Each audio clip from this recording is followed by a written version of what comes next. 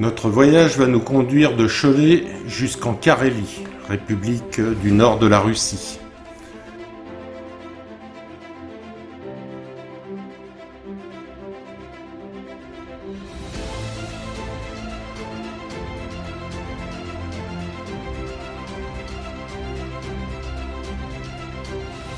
Petite halte en Belgique pour manger des frites malgré tout.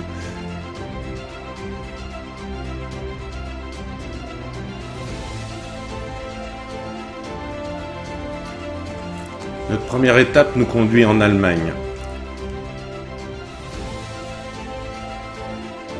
Deuxième jour, évidemment, les bouchons sur l'autoroute en Allemagne, c'est très célèbre.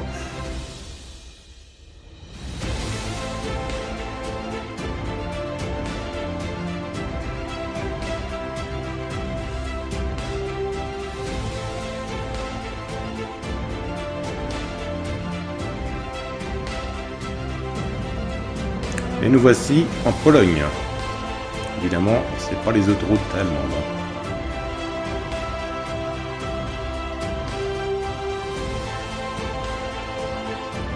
Troisième jour, nous nous approchons de l'enclave de Kaliningrad. Petite rencontre avec des motards polonais.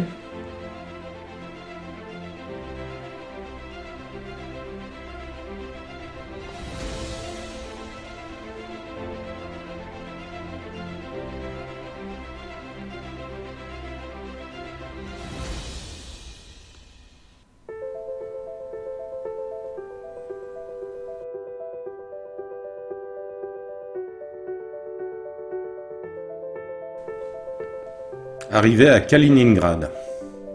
La ville fut particulièrement détruite pendant la Deuxième Guerre mondiale, mais il reste quelques beaux monuments.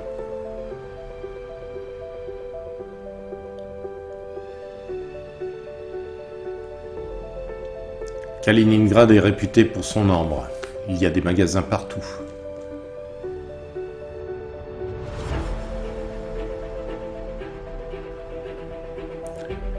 La cathédrale gothique avec la tombe de Kant.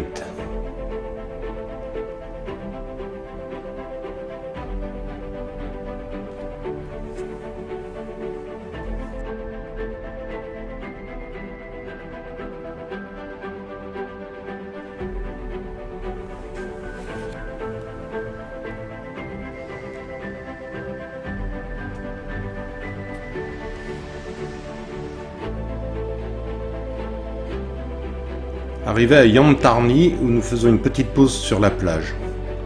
Une plage très bien entretenue et magnifique.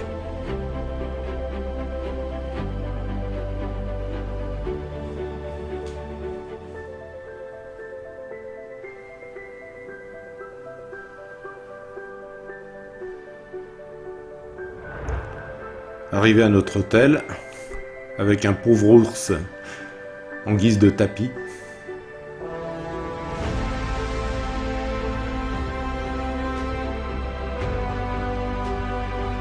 Nous voilà du côté Lituanie, sur la presqu'île de Courlande.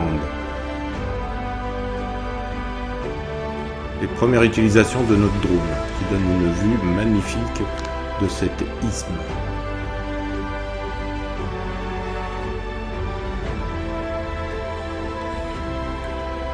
Premier village traversé, côté lituanien, Nida, village de pêcheurs, au bord de la mer Baltique, avec ses maisons typiques.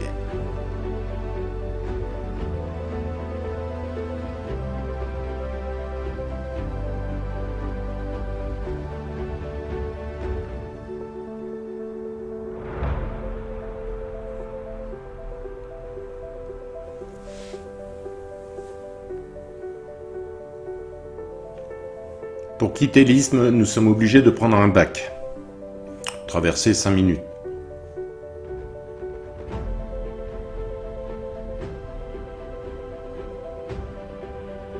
Repos bien mérité.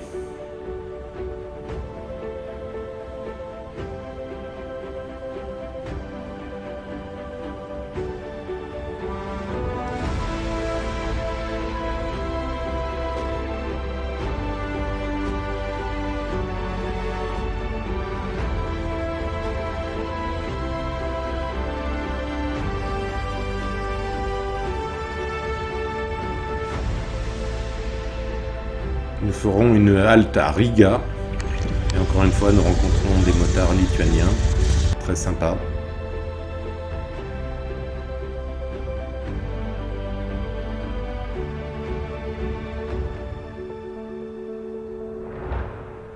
Notre hébergement à Tallinn, tout près du centre-ville, ce qui va nous permettre en soirée de faire une balade dans la ville.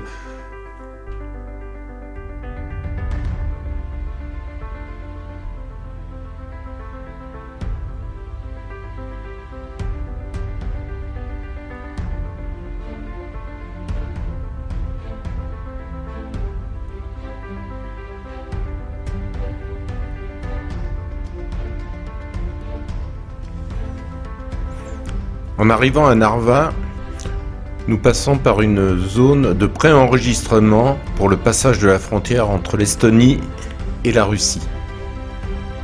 Cela permet de faire les premières démarches avant le passage de la dite frontière.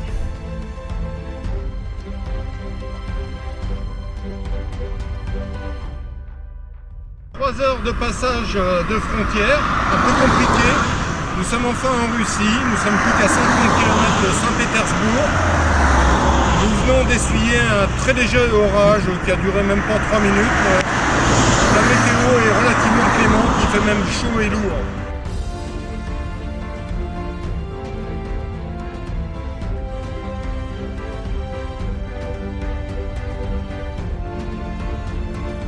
L'arrivée sur Saint-Pétersbourg est assez impressionnante. L'autoroute fait 4 voies, peu de circulation. Comme dans beaucoup de villes russes, il y a des contrôles de police. Mais pour nous, pas de problème.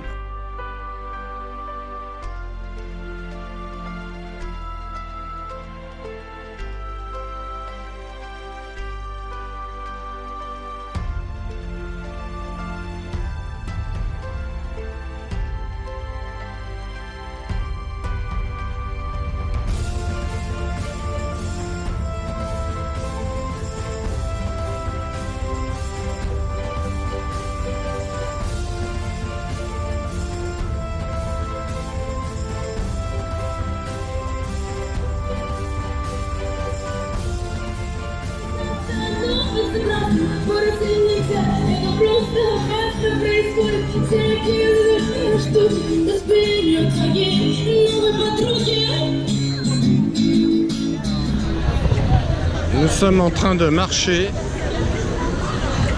dans Nevsky Prospect, dans une marée humaine. Actuellement, il est 22h45. Les gens, vu la chaleur, se promènent. En plus, nous sommes samedi soir.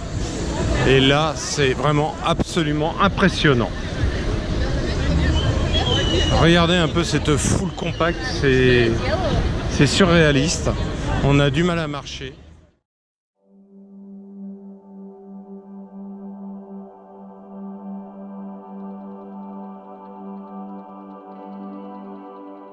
Encore un aperçu des folles nuits de Saint-Pétersbourg, ce qu'on appelle les nuits blanches. C'est de la musique partout, du monde partout, de la bonne humeur. Tout ça dans le plus grand calme, c'est absolument extraordinaire. Encore une fois, je le répète, c'est sans mots.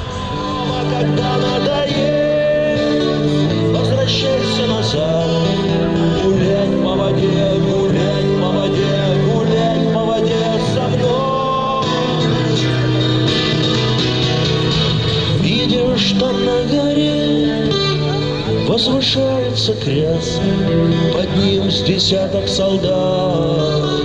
Повиси-ка на нем, а когда надоест, возвращайся.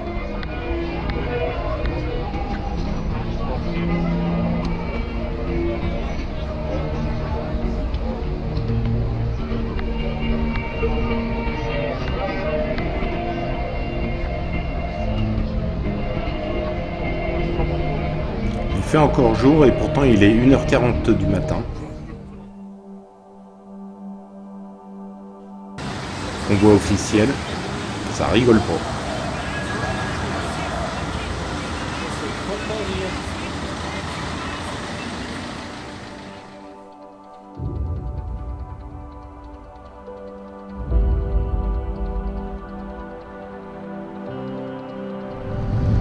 Là, nous sommes en pleine tempête. Un énorme orage vient de s'abattre sur Saint-Pétersbourg. Nous sommes dans le bateau, on est pas mal secoué, il fait très noir. Il y a 10 minutes, il faisait une chaleur torride avec du soleil, puis là, orage monstrueux. Bon, ça devrait se calmer, on espère.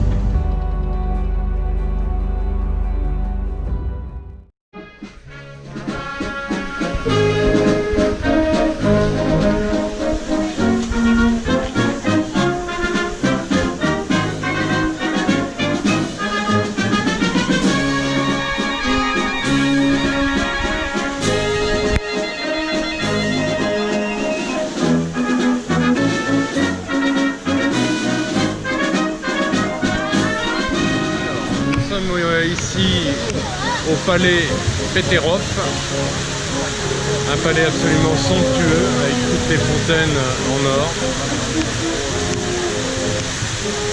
Malheureusement on a un petit peu d'orage,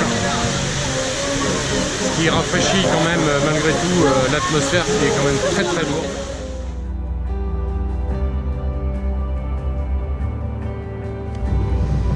Autorisé en caméra.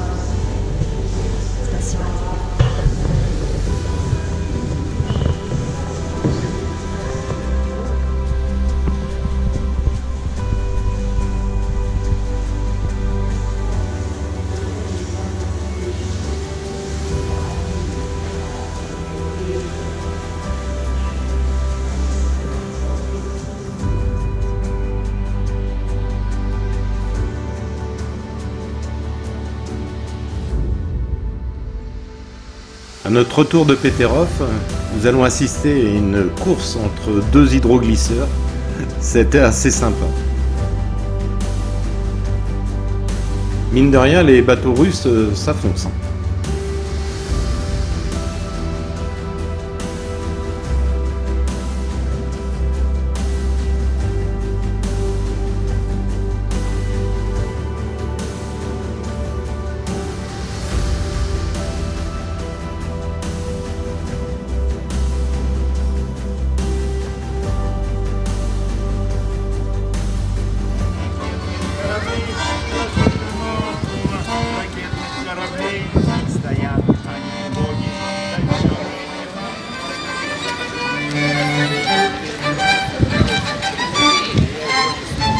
Ce qui est impressionnant à Saint-Pétersbourg, c'est la musique partout. C'est incroyable.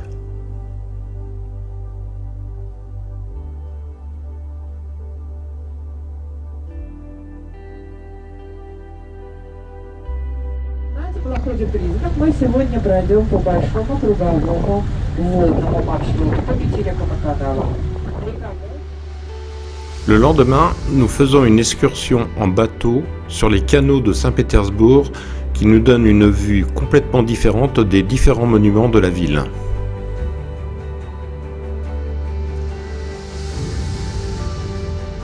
Les lieux sont vraiment majestueux.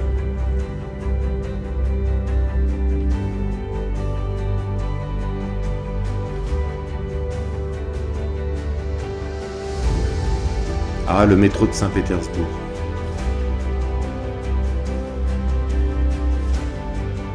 Il est absolument rutilant. Paris ferait bien de s'en inspirer.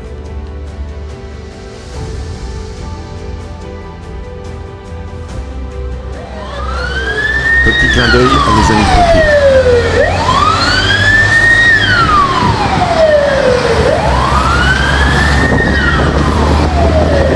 Le soir, séance de tatouage.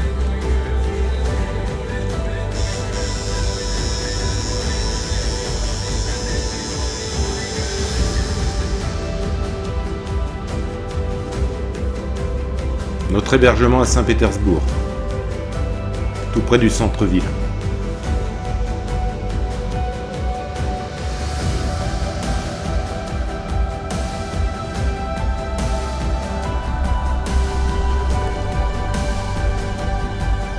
C'est du croiseur Aurore qui est donné le signal de la révolution d'octobre 1917.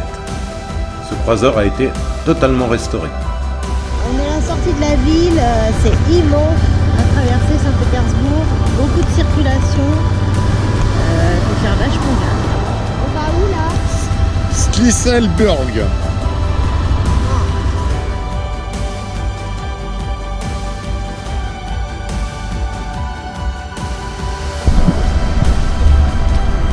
Nous sommes sur la Neva qui rejoint le lac Ladoga.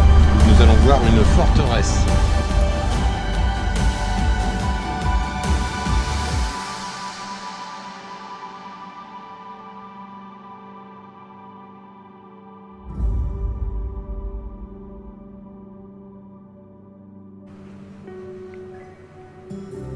Cette forteresse a une histoire. Elle fut une prison du temps du tsar, le frère de Lénine y fut assassiné, et pendant la Deuxième Guerre mondiale, d'âpres combats ont opposé l'armée nazie à l'armée soviétique.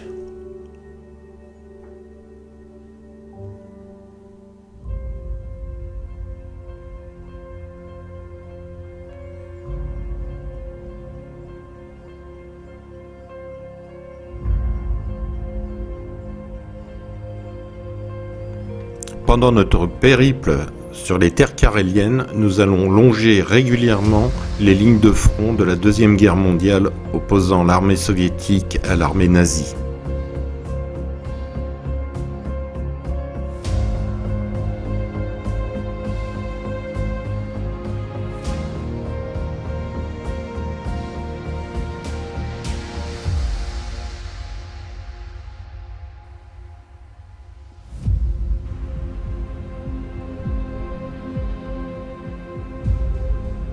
Un lieu de mémoire parmi tant d'autres.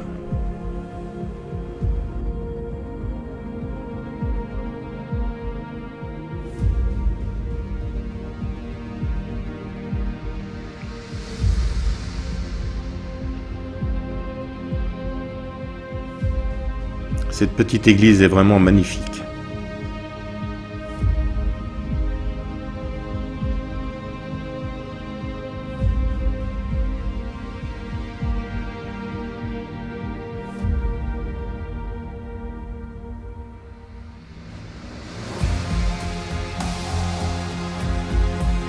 Notre hébergement auprès du lac Ladoga.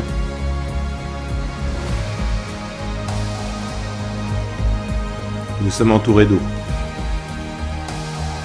Et de moustiques aussi. Le drone nous donne une vision majestueuse du site.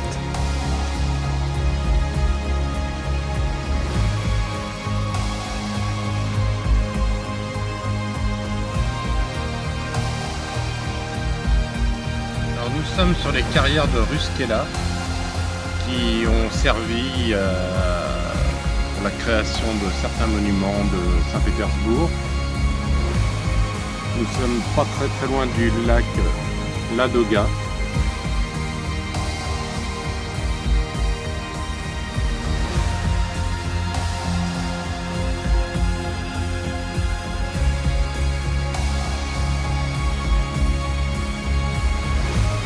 Cette carrière a été totalement restaurée, elle a servi pendant longtemps de dépôt d'ordures et les Caréliens ont décidé de complètement la restaurer et d'en faire une base de loisirs.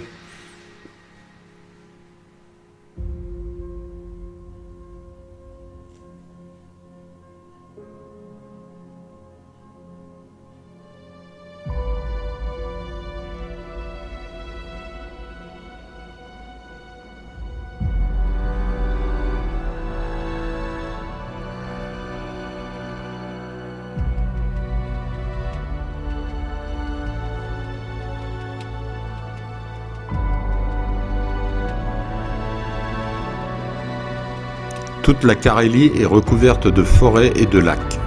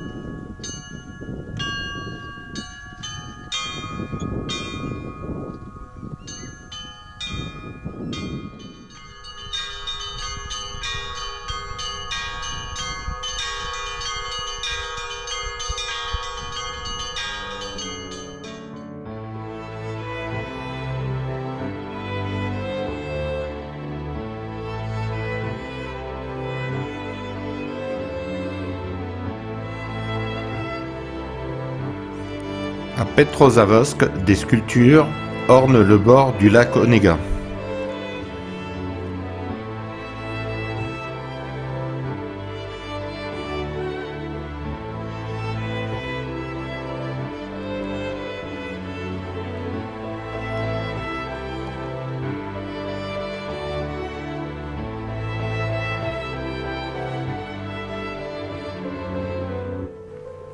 Une statue de Lénine.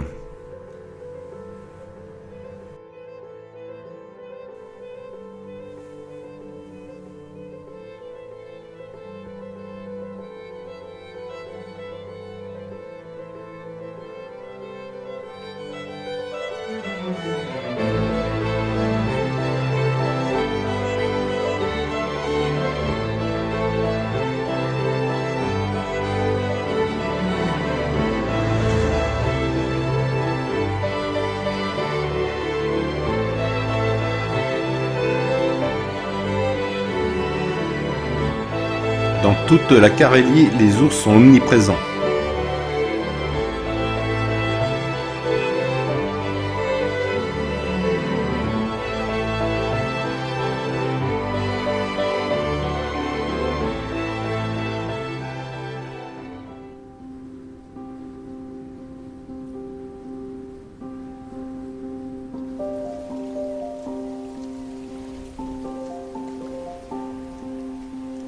Encore un symbole de la ligne de front pendant la Deuxième Guerre mondiale.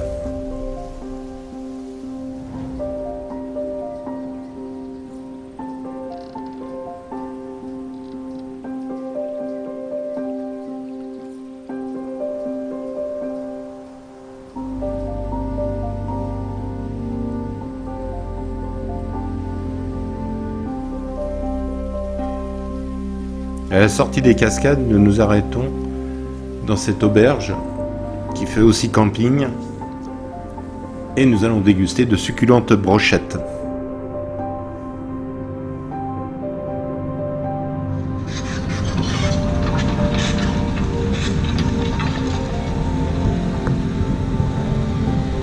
C'est comme des abeilles, hein, je sais pas trop ce que c'est des thons, c'est quoi ça?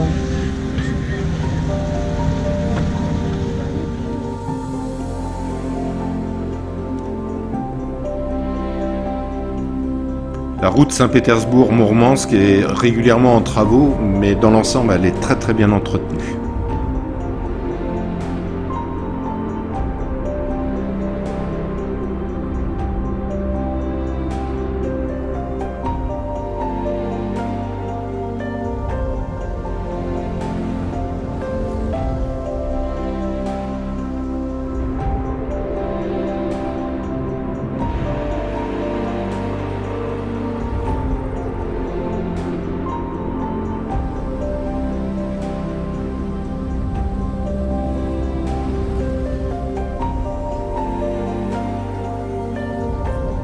Enfin, nous sommes arrivés à Kem, au bord de la mer Blanche. Après une route monotone, mais très belle, où on était bordé de pins et de bouleaux pendant tout le long de la route, mais bon, il fallait y venir. Voilà, c'est un lieu historique, un lieu de mémoire, car ici, à 2 heures de bateau, il y a un des plus grands goulags de l'Union soviétique que nous allons visiter demain. À cet instant présent, il est minuit et il fait toujours jour. Vue de notre gîte sur les bords de la mer Blanche. Le propriétaire du gîte nous conduit jusqu'au bateau.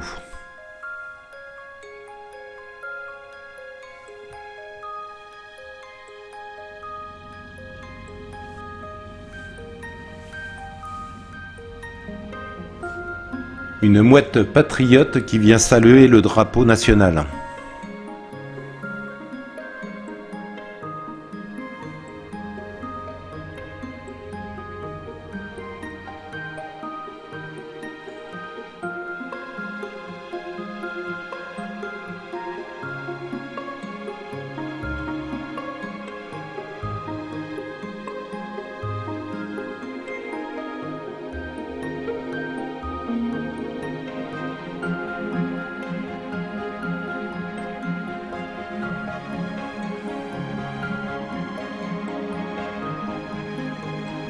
Après l'ère soviétique, le monastère a été rendu aux moines. Il a repris sa fonction première.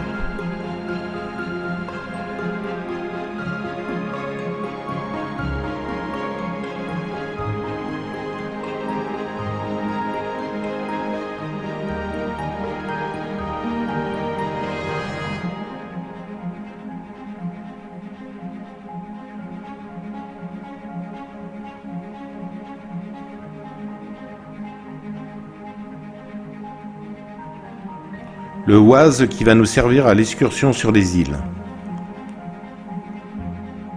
Avec un guide haut en couleur.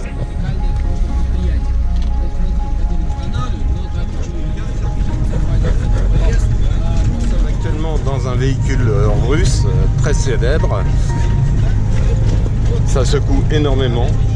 Et nous partons pour une visite de l'île des Solovki.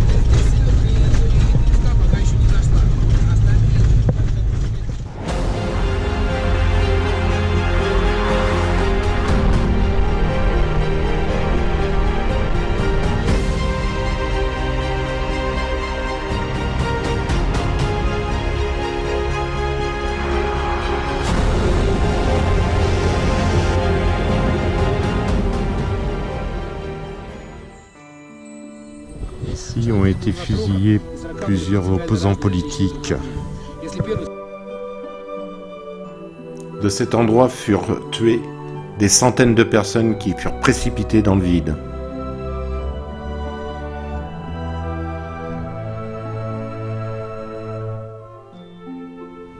Купола и крест увидите? Не видите. Потому что это монастырь 23-го года. Это пожар 23-го года. Это начало...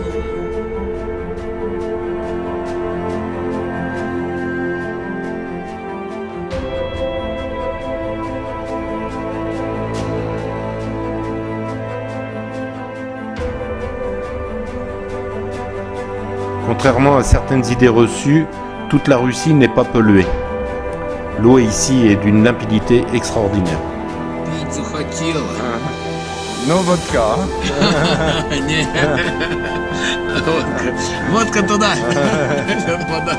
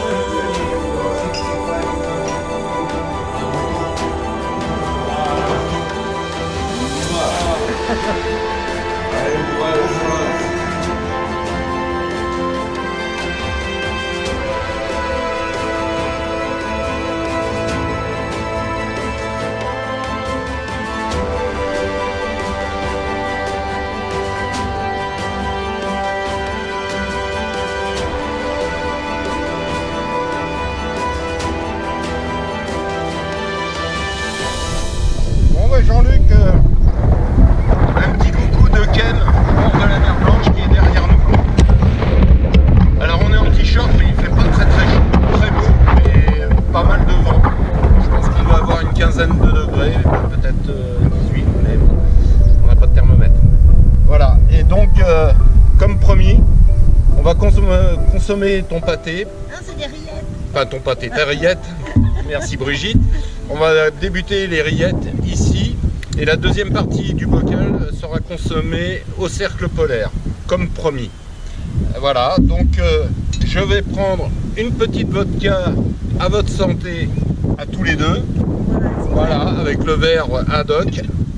Voilà. Ici, nous avons la petite bière, les cornichons russes et la marinade de choux et carottes, spécialité locale, si on peut dire. Qui va faire notre repas.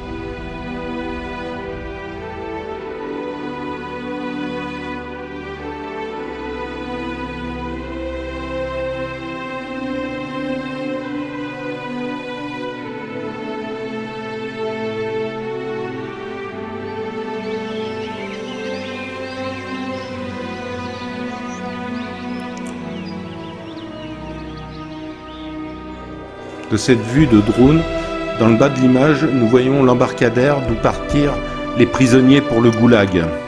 Il ne reste plus grand-chose.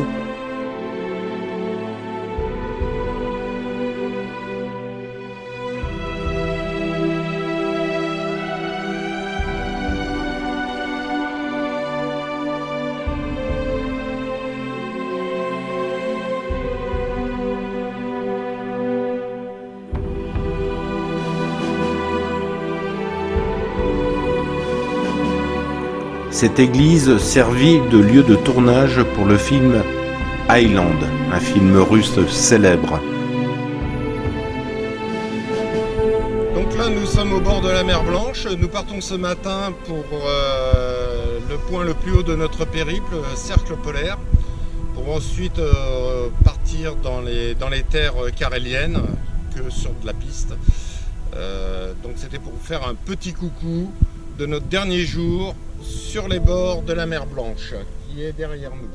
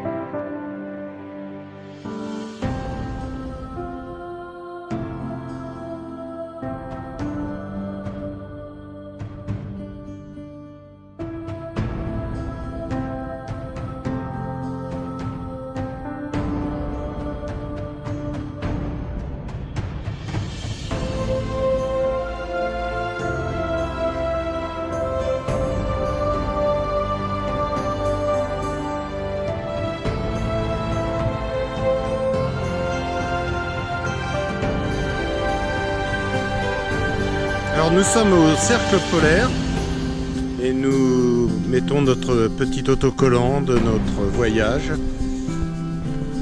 Voilà, il est posé.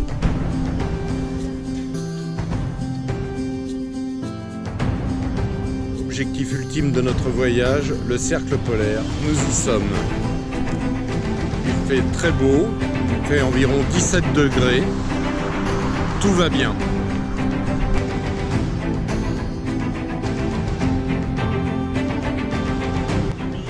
La deuxième partie des rillettes sont consommées au Cercle Polaire. Chose promise, chose faite.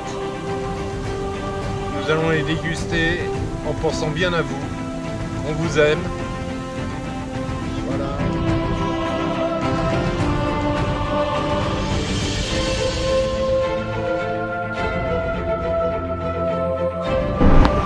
Attends, j'ai plus d'1 ans non plus. On a un petit peu crevé cette histoire.